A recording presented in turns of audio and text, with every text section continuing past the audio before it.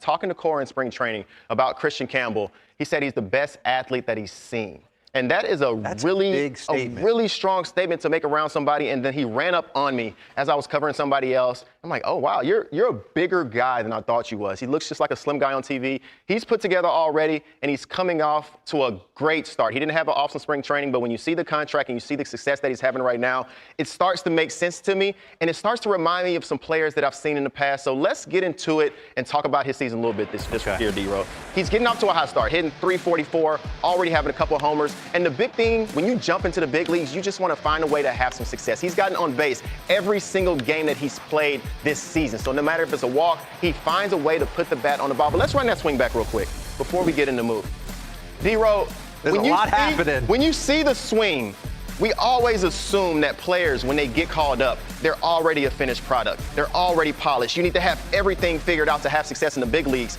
And I truly don't believe that's always the case, D-Row. When we watch this swing and you break it down, we could break it down, D-Row, and probably find some flaws. But what he has is amazing hand-eye coordination, and I think this is something that the Red Sox are better than other teams at identifying. Yeah. When you want athletes on your team and you want to draft athletes, and I've talked to plenty of GMs who says, man, look at this guy, he can do a dunk 360. Yes, but how is his hand-eye coordination and how does it apply to baseball? Kristian Campbell has both, to where he's extremely athletic, but some flaws that he has in his swing, he makes up for it with his hand-eye. So let's show this swing. I want to give D-Row the opportunity to just look at it and see. Tell me what you see here, D-Row. He's a wild horse. Your athletic ability can get you to the big leagues. It looks like he's out front a little bit. He's going to have to clean a lot of this up, but this is what makes him so successful. He's not the finished product yet, and his athletic ability just shines through. So pause. Run that back for me just a little bit. You're coming all off your backside. He's coming all off his backside. He has so much more power in the tank. I mean, you see, he's side slicing sliders down the right field line. Yeah, he can go oppo, but he's barreling the ball. And this is just a coincidence. I know y'all saw the sneak peek of Mookie Betts, but it's really a coincidence that these guys played with the same organization. But when I was in Boston, I remember seeing Mookie, and we're going to see a little bit of Xander Bogaerts as well. They would look like their legs are going one way, their hips are going one way, their hands going one way, but they would barrel the ball up on a consistent basis, and I would talk to them after at bat. What are you trying to do? I don't know, CY. I'm just trying to hit the ball hard. And they honestly felt like that, and I actually admire that with players, because if you start off with the hand-eye coordination, once you start to hone in and really understand how a pitcher's trying to attack you, you're only going to get better. So let's get into it. What I saw when I was in Boston with these other players, you saw Mookie Betts. Watch the swing that Mookie Betts has. This is pure athleticism. If we were to dig in and try to find every little thing with his swing, we could find so many flaws, but what you're not going to have a flaw in is his hand-eye coordination. That's why I always say, people talk about, pause this real quick, people talk about taking hands out of the swing, and there are some guys that works for, but I'm telling you, for me, I always felt like my hands would bail me out of anything. Mm-hmm. Like, that's what got me here. Absolutely. Playing defense, soft hands, the ability to, I wanted to take these everywhere. Right. So to think about taking them out at 22, 23 years old would almost seem like I'm doing myself a disservice. Now, that's why I love it. You can't cookie cut this stuff. You can't cookie cut it. Xander came up at 19 and was just slam. You talk about getting on top of balls. He is chopping straight down. Watch. You would see a ball over his head, and he's chopping straight down, finding a way to get the barrel to the ball. He's not going to be balanced all the time, but his hand's going to stay close to him, and he's not thinking it's going the other way. Am I going to pull it? But this is what I really want to get into for everybody. Kristian Campbell got a 6-year deal. He's going to be there, an 8-year deal. He's going to be there for a while. He's going to have the opportunity to really hone in his swing, and what you're going to find out at the end of this deal, he's going to have some version of his swing, but he is really going to hone it in, and it's going to become more polished over time, just as Mookie Betts did. He was nowhere close to a finished product. Let's run this tape. You'll see how the swing changes. Yes, that same pitch, Mook is driving that out the right center now, or he may even find a way to pull that ball down the line. Xander Bogaerts, his swing actually looks, D-Row, pretty similar. I hate saying old school, new school. He has our generation mentality of attacking the baseball. Mm-hmm. To me, this is how I was taught. What do you mean? You're driving, you're thinking down through the baseball, run this back. I teach my son something completely different. I want you to watch his back elbow. We were taught, get to the load, and you want to think this bottom hand is coming down and through the baseball. And this is kind of along for the ride. In today's game, and my son, I'm trying to get him to almost not dump this back elbow, but I want it driving into the slot, and I want him on plane here, where we were thinking, get on top of the ball. Watch this. This is a move down to the baseball, and then it levels out. And Bogey off to a great start this season as well. That still plays, by the way.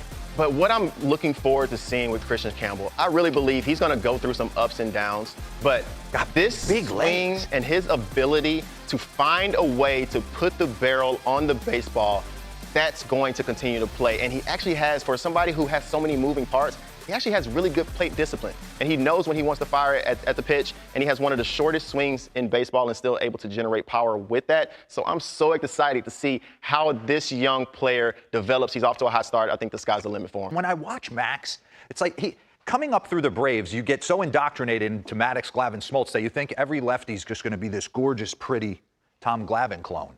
And when I watch Max, I have trouble deciphering what the pitches are. His four-seam has like natural cut to it. He's got 3 different breaking balls. He's coming at you and presenting like he's slowing his arm action down at times for his changeup and then ramping it up for his hot cutter, and he was on. Let's get into it. He's been really good, and like Lauren said, he has to be. Without Garrett Cole, Luis Heel, Clark Schmidt, he signs 8 for 218. He's got to pitch to a 1 for this team, and he wants the moment. He's always wanted it since he's been in Atlanta Braves uniform. And yesterday, more of the same. Pause this, bring up his numbers, because it stunned me. Since 2021, he's a top 5 pitcher in the game. His ERA is first. 4 years sample here. 2.83. He's first. Fielding independent pitching, the things he can control. He's 4th. Opponent OPS, he's 4th. He gives up no homers. Everything's on the ground. And in yesterday's conditions, freezing cold in Detroit, the left-handed hitters had nothing for him. Ground ball percentage is way up. So I just want to take you through a few ABs and show you why he's so effective. Let's get into it. First inning against Ibanez. Just watch the different array of pitches. It's 91, get me over. Then it's a big Barry Zito-like curveball. Then it's an arm side run 93. You think he's going to tunnel a breaking ball off it. He stays 95 top of the zone. Run that back for me real quick because I want to give Ibanez, and pause it, I got to give him his flowers as well because to spit on this 2-2 pitch is not easy. You know he wants to come in. We've talked about this with Garrett Crochet. They want to turn 17 inches against a right-hander into 22 where you're chasing the ball in off the plate. For him to spit on this was pretty impressive. Run this. 1-2 count. That's strike 3 to a lot of guys in the game. Keep it running. He's seen 4 different pitches. There's the cutter again. I bet you can't take it twice, and he doesn't. And then almost, I don't even know if that's a changeup, if that's a cutter he took a little bit off. I can't be sure. And we'll get into his vast array of pitches. Now my man Dingler, he's going to get the starts with Jake Rogers being down. Pause this, because Tom Glavine used to say to me on the bench, the best thing to be in the game is a really good utility player or a backup player because the entire stadium thinks you should be playing, but everyone else on the team really knows that maybe you shouldn't, right? So Dingler's going to get his chance right now, whether he's going to get exposed or not. I got exposed for about 4 years and then figured out how to hit. But just watch Max Fried. First at bat of the game, you're trying to calibrate a fastball, and I'm getting this thrown at me. 0-1. Then I get a hard cutter, 93. Wipe out breaking ball, and I'm going back, and I have no idea what his fastball does. Pause this, bring up the second board. Look at what he presents, and look at the variations in speed. Max Fried, average velo by pitch type. He can run his four-seamer up to almost 97, 98, but he's got fastball-sinker combo that sits around 94, cutters at 87, and it works its way all the way down to his curveball at about 75. So he's constantly boom, boom, boom, boom. It's tough to stay with him. I want to show you Javi Baez at bat as well, because his heater seems to be doing some different things. I think it has natural cut. He's throwing a sinker that's dive bombing. There's 81 backdoor changeup, breaking ball. Watch this sinker. Woof, run that back, 92. Watch this thing disappear. Javi's on this. Gone.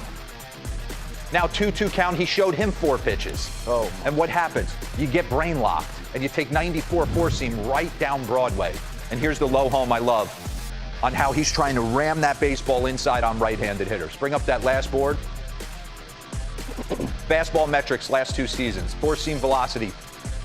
A lot of it's the same. Sinker velocity is the same, four-seam velocity. But look at the inches of drop. I don't know if maybe they showed him something in spring training, the Yankees.